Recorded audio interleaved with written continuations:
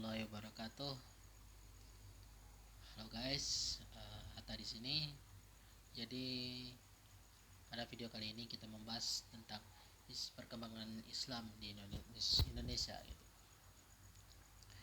Dalam perspektif sejarah politik.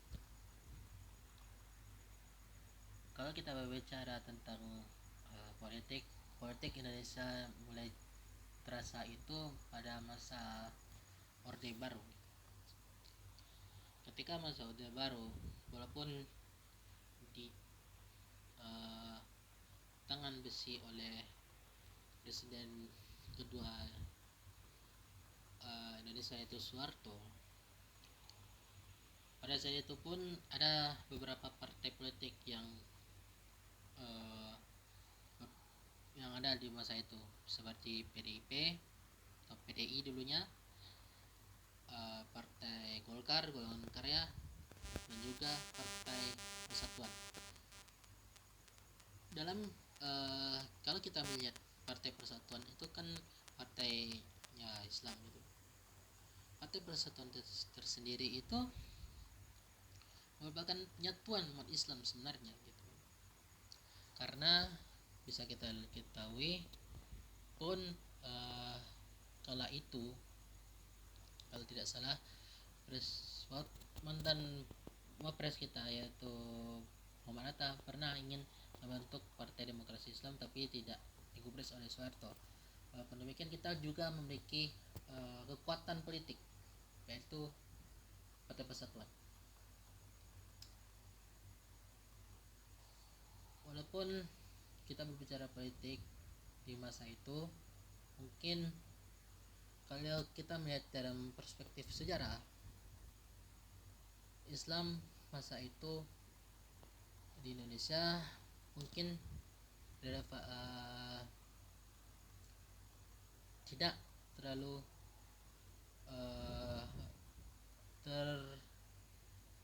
terpaksa gitu atau memaksa gitu, karena di dalam aturan itu sendiri ada yang hukum yang memaksa, yaitu tidak adanya penggunaan hijab di masa itu, kurang gitu. Kalau ingin masuk kepada sekolah dasar, sekolah yang berbasis dengan Kemendikbud, itu dilarang penggunaan atribusi agama seperti hijab, teman-teman. Kalau ingin hijab, maka disarankan ke arah madrasah atau ke arah Kemenak. Dalam perspektif itu, mungkin kita dapat melihat sendiri bahwasanya Islam perkembangannya mungkin hanya sebatas di aturan hukum saja. Mungkin karena kalau kita lihat lagi berdasarkan perbuatan orang tua kita, mungkin penguatan agama di masa Orde Baru sangat kuat. Kita contoh sendiri, banyaknya madrasah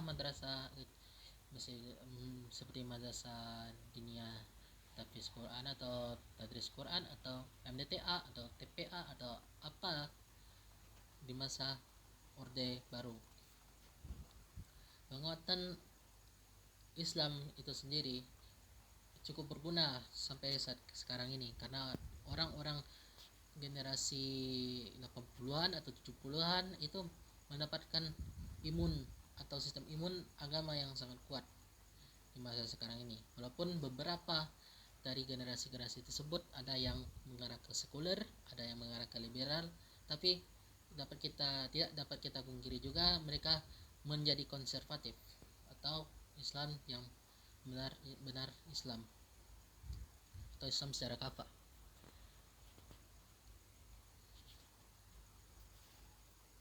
Ketika masa Orde Baru itu pula, Islam di Indonesia menjadi kuat karena adanya juga program daripada Soeharto, program politiknya yaitu 1000 masjid, yang dimana disebarkan pembangunan masjid di seluruh Indonesia.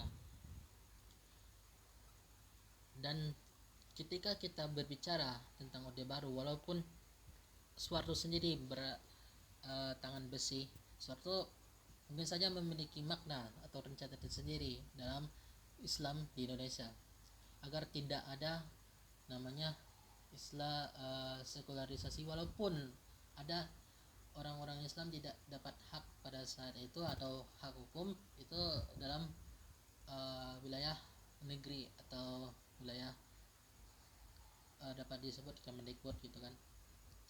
Tapi kalau wilayah madrasah itu sangat diwajibkan, karena madrasah sendiri berarti sekolah yang beragama berprinsip atau berpendidikan dengan syariat Islam.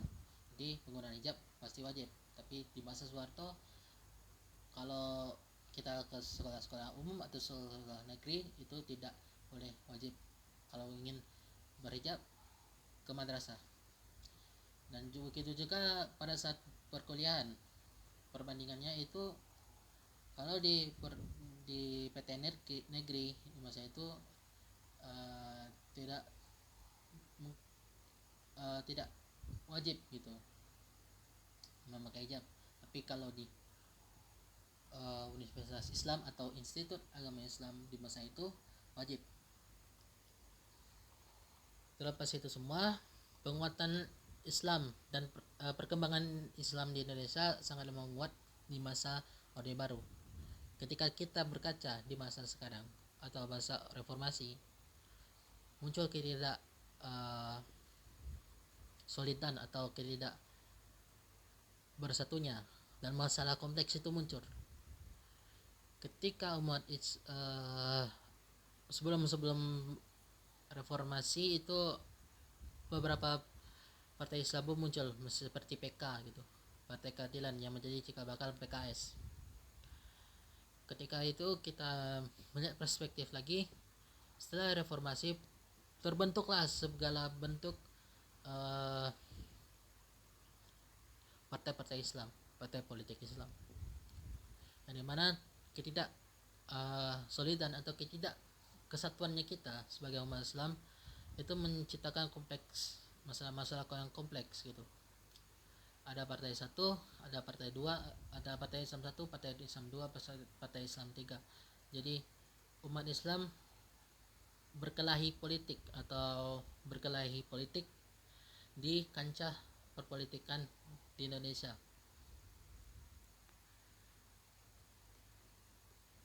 Sedangkan tentang bagaimana hukum atau hak gitu di beragama di Indonesia itu menjadi, kalau kita melihat dalam perspektif Islam itu mulai berkurang gitu. Hingga saat ini pun kalau kita lihat generasi muda lebih kurang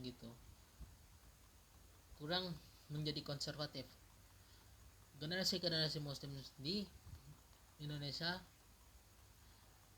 saat reformasi ini mulai menjadi sekuler, mulai menjadi ateis, mulai menjadi liberal, karena ketidakpaksaan atau ketidak adanya aturan-aturan daripada beragama di Islam di masa reformasi di Indonesia ini. Ketika itu pula Islam di Indonesia masa reformasi ini, kalau kita melihat dari perspektif kacamata kita sendiri, itu mulai berkurang gitu. Ya, sama seperti dulu, yang dimana pemuda-pemuda Islam mulai konservatif. Makanya ketika mahasiswa-mahasiswa Islam itu bersatu, mereka itu sebenarnya telah memiliki semangat Islam yang kafah. Tapi sekarang karena kebebasan berteknologi dan juga beragama, maka berkurang pula lah semangat Islam kafah itu.